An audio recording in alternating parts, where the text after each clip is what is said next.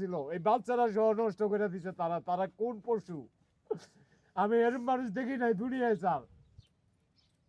আপনি একজন বাবা হিসাবে এই যে মেয়ের পাশে দাঁড়িয়ে কান্না করতে হচ্ছে আসলে কি বলতে চান? আমি বলতে চাই সরকারের কাছে যে এটার কঠিন বিচার চাই আমরা গরিব মানুষ স্যার আমরা কেউ একটা টাকাও দিতে পারবো না আমাকে এই সম্বল নাই দিন আনি দিন খাই একদিন গাড়িতে না গেলে পরের দিন ভাত আরো হয় না ঘরে আপনার মেয়ের সাথে আসলে কি হয়েছিল? স্যার আমার মেয়ের সাথে তারা 3 দিন একবারে খুব বাজে ব্যবহার করেছে স্যার যেমন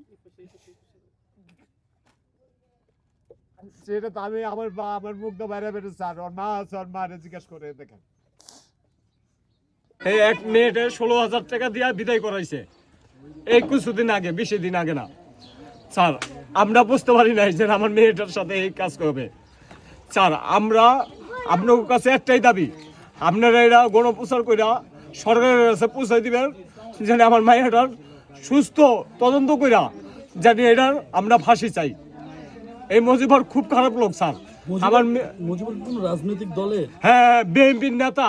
তারা ডাইরেক্ট কয় আমরা বিএনপির নেতা আমাকে কিছু করতে পারবে না ডাইরেক্ট এরকম বলে স্যার আমার আরেকটা কথা আছে আমার মেয়ের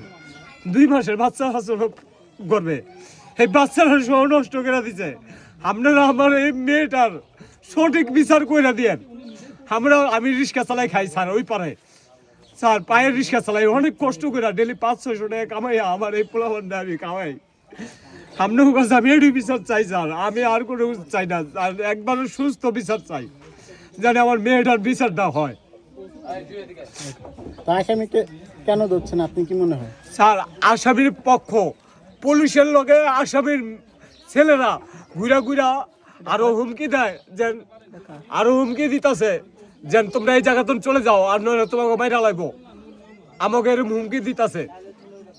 কালকেও 10-15 জন পোলাপান হারা ভাও করছে যেন আমাকে মারবো ধরবো আমরা ঘরে আটকে দিয়ে বই আসছিলাম এদিকে আসে নাই মেন রোডে আসলো স্যার তো এখন আপনারা কি চাচ্ছেন? স্যার আমরা সরকার থেকে একবারে বিচার চাই জানি অগ ফাঁসি হয়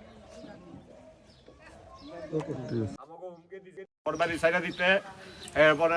মেয়ে মেডিকেলে তো নানলে কুবাইয়া কাজে লাগবে হ্যান্ড করবে তেম করবে মানে অনেক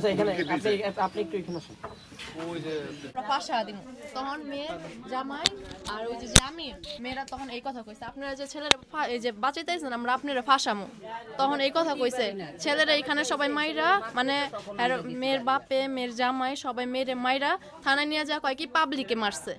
থানায় নিয়ে যায় এই কথা কয় এইখানে আমার যে মজিবর হ্যাঁ আমার শ্বশুর লাগে হ্যাঁ সারাদিন রিক্সা চালায় ভাতটাত খায় শুইছে শুয়ে মোবাইল টিপাইতেছে হ্যাঁ ডাইকা লয়ে গেছে যে জবানবন্দি হ্যাঁ অথচ কিচ্ছু জানে না এই যে মেহেদি বয়স 13 বছর ওই কি বুঝে এগুলা